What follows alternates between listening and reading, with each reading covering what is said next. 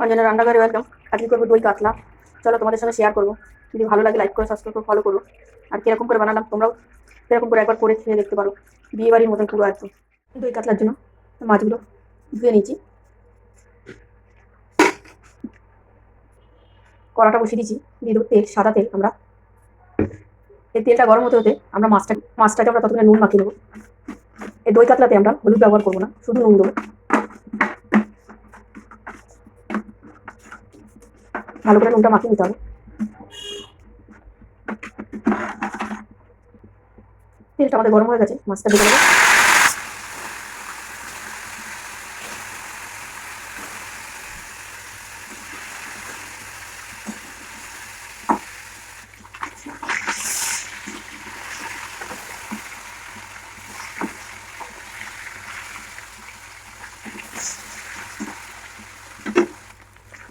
মাছগুলো আমরা উল্টো পাল্টে লাল করে ভেজে নিয়েছি, নামিয়ে নেবো।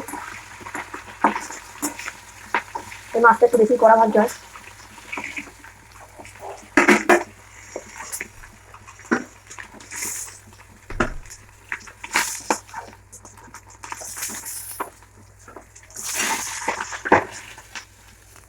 বাকি মাছগুলো আমরা দিয়ে দেবো। এদিকে আমরা মশলাটা করে নেবো। একটা 20 টাকা যেতে পড়তো দিয়ে দিচ্ছি আমি। আর দিয়ে দেবো চাল মুগরা কিছু, আর দিয়ে দেবো অল্প করে জল। সেটা মিক্সার থেকে করে নিয়ে আসবো আমরা। মাছটা ভাজা হয়েছে, নামিয়ে দেবো। ওই তেলের মধ্যে দুটো শুকনো লঙ্কা, গোটা গরম মশলা, সাদা জিরা,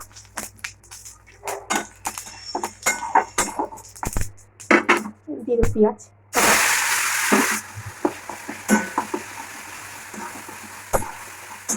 পেঁয়াজ বাটাটা ভালো করে নেড়ে দেবো। পেঁয়াজটা আমাদের হালকা তেল চলে যাবে। দিয়ে দেবো আদা বাটা, হাফ চামচের মতন জিরার গুঁড়ো, স্বাদ অনুসারে অল্প করে লবণ দেবো। দিয়ে দেবো অল্প করে একটু মিক্সার করে দেবো জলটা পেঁয়াজে। এটা আমরা ভালো করে মিক্স করে নেবো। দিয়ে দেবো হাফ চামচের মতো চিনি,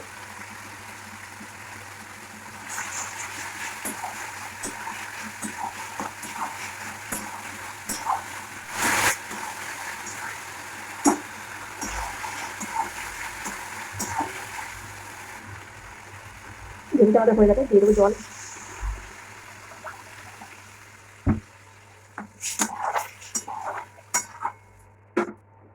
জলটা ফুটে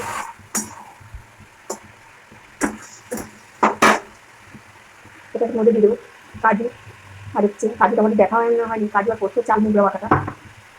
আর দিয়ে দেবো কেটে রাখা দইটা।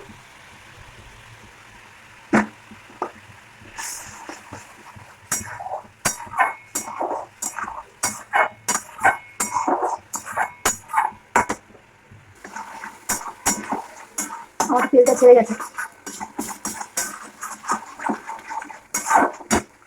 এর মধ্যে দিয়ে দেবো ধুয়ে রাখা পোস্ত কাঠির জলটা দিয়ে দিলাম আমি।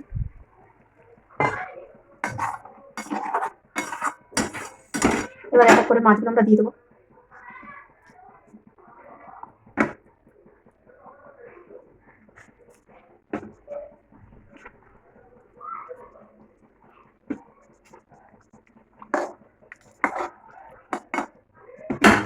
আর দিয়ে দেবো দিয়ে করে কাঁচা লঙ্কা।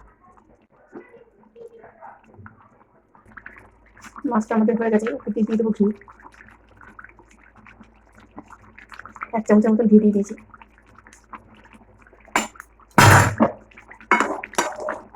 আমাদের রান্নাটা কমপ্লিট, নামিয়ে দেবো।